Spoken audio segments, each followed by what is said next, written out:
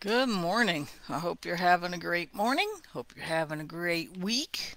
I hope everything's going the way you want it to. Before I get too far in, don't forget, my study guide's in there for First John. This is my James one. But tomorrow night we'll be going live with our Bible study of First John.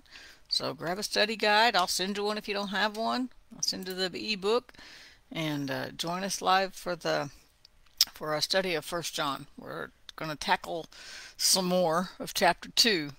So hopefully we'll get chapter 2 done and get on into chapter 3, right? I think we had to skip a week. I think last week, I didn't have any internet last week, and then I think we missed another week too. I'm not real sure. But anyway, I think maybe when Chris was in the hospital or something. I can't remember now. But anyway, whatever.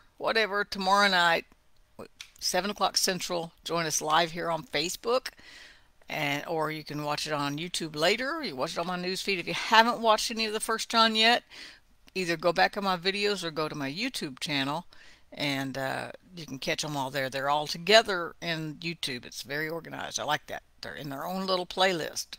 All the James study guide, all the James classes, all the First John classes. What's next, you ask? I got nothing. So this may be it. But I do have a couple of ideas, of course. Always working on some ideas, right? Anyway, I hope you're having a great day. So this morning, in my personal prayer time, or study time, I should say, well, prayer and study, I was thinking about prayer and uh, working on prayer in the sense that I guess my friend and I the other day were talking about studying prayer. I guess that's how I got where I got this morning. We were talking about studying prayer and where to kind of start, what to kind of do, things like that. And so this morning I was thinking, I was actually wondering if I could make a study guide on the prayers of the Bible. And of course I thought of John 17. That's really the Lord's Prayer where Jesus prayed. And I thought of, let's see, what other prayer? Hannah's prayer. It was a really short prayer when she asked for Samuel, and a really long prayer when she thanked God for him. That was kind of interesting.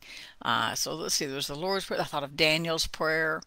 I thought of, is there another prayer like Solomon's prayer when he dedicated the temple? There's a lot of like just solid prayers that we could just look at as far as when we're talking about just learning more about prayer. I love John 17 though, where Jesus prayed, right? That's a good one too. And they're all good. Even the Lord's Prayer itself, what we call the Lord's Prayer, which is really a kind of a model prayer, that's even a really good one. None of them are bad, don't get me wrong. But so I was thinking about all these different prayers, and as I was thinking, I thought of, what about Jonah's prayer? And I'm like, Jonah? Who even reads Jonah, right? We make fun of Jonah because God said go to Nineveh, and he goes, okay, Nineveh's that way, I'm going that way, right? And he's kind of been the one we've put down, the church puts down over the years because he didn't listen to God first. He decided to do something else, and he got swallowed by a whale, a large fish, whichever translation. Some of them say a large fish. Some of them say, this one, the New Living says a great fish.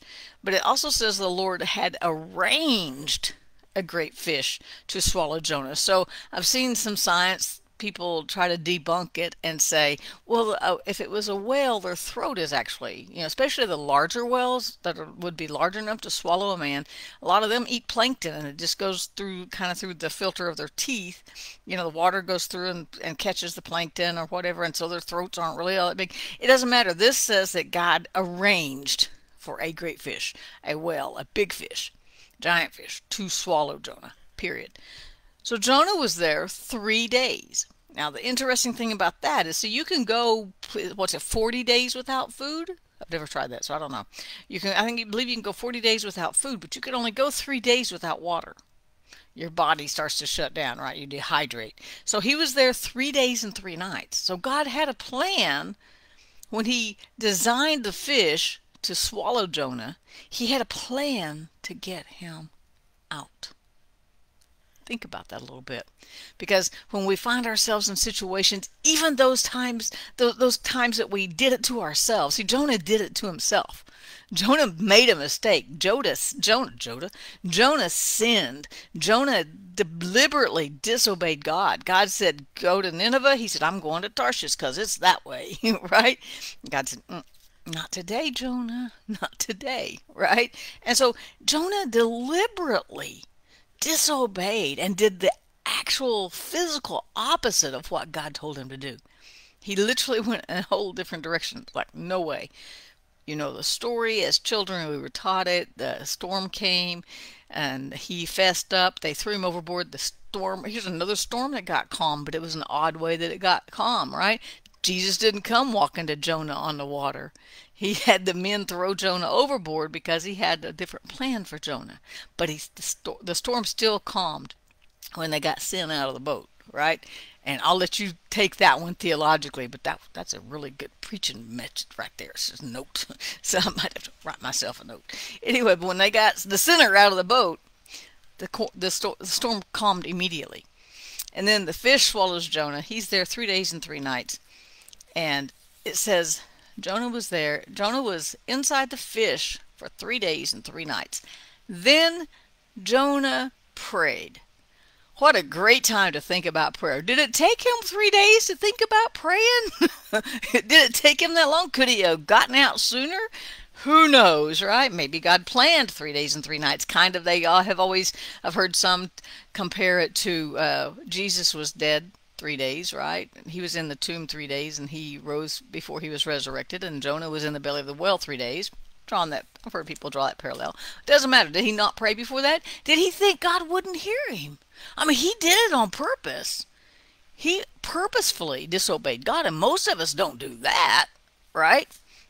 But even though he purposefully disobeyed God and was adamant, I'm not going to Nineveh, he prayed to God. He prayed, it says, then Jonah, 3 days and 3 nights, then Jonah prayed to the Lord his God, it says. Now, of course, Jonah probably wrote this, right? From inside the fish, and he said, I cried out to the Lord in my great trouble, and he answered me. What? He answered Jonah, this deliberate dude the dude who deliberately disobeyed God? I called out to the Lord, and he answered me. And he could have added there, a sinner, right? Me, the great sinner, the great runner from God. I called to you from the world of the dead, and Lord, you heard me. Wow! If God heard Jonah, I bet he can hear you too. I bet he can.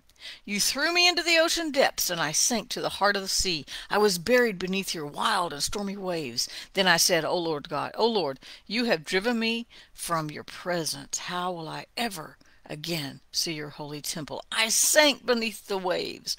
Death was very near the water. So he goes on through here calling out to God. And then he says, listen to this, he says, when I had lost all hope, I turned my thoughts once more to the Lord. Now, I don't want to have to get to that point every time before I turn my thoughts back to the Lord, right? What if we did it before? What if he had prayed before and said, God, you know, I don't really want to go to Nineveh, but I will.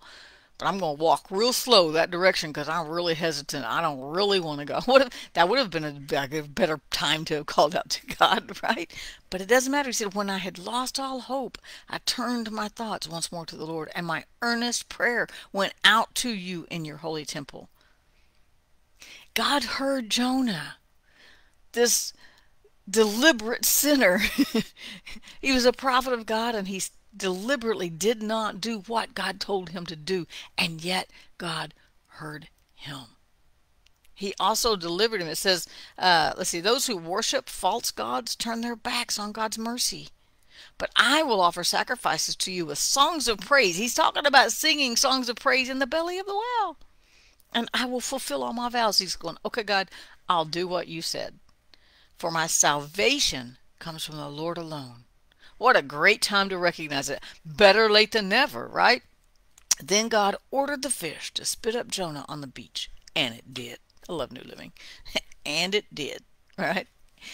He spit up that filthy backslider. He said, this backslider's making me sick. And he threw him up on the shore. And of course, Jonah got up, and it said he ran to Nineveh. He learned his lesson. But here's the point, and here's why I titled this, Can God Hear Me Now? That's kind of from the commercial. Can you hear me now? Can God hear me now? I want to encourage you today that no matter what situation you're in, no matter how good it is, if you're sitting in Solomon's temple, or how bad it is you're sitting in the belly of the well because you disobeyed God. Those are two really broad spectrums. Solomon built a temple, obeyed God, built a temple as David had designed, as God had designed. And God's presence met him there. Jonah disobeyed God. He ran from God on purpose. He said, I'm not doing it. He was in total rebellion to God. He found himself in the belly of the well. He called out to God, and God heard him there. So no matter where you are, all good, all bad, sinner, doing everything you think you can, right? No matter where you are on that spectrum, God can hear you. One of my favorite stories is Hagar, and that was one of the things she says, oh, he's the God who sees and he's the God who hears. The two encounters she had with God, he's the God who hears. And I want to encourage you this morning that God is a God who can hear you. He didn't just hear Jonah. He didn't just hear Solomon. He didn't just hear Daniel. He didn't just hear Jesus praying. He didn't just hear the disciples and the apostles and Acts. He hears your prayer. So I encourage you today to take a minute, pray. Thank him for his peace. Thank him for his presence. Thank him for his unfailing love. Thank him for his mercy and his grace. Just tell God what a great job he's doing. That's what praising God is, right? It's that simple. Peace out. God hears you. Have a great day. I'll see you tomorrow.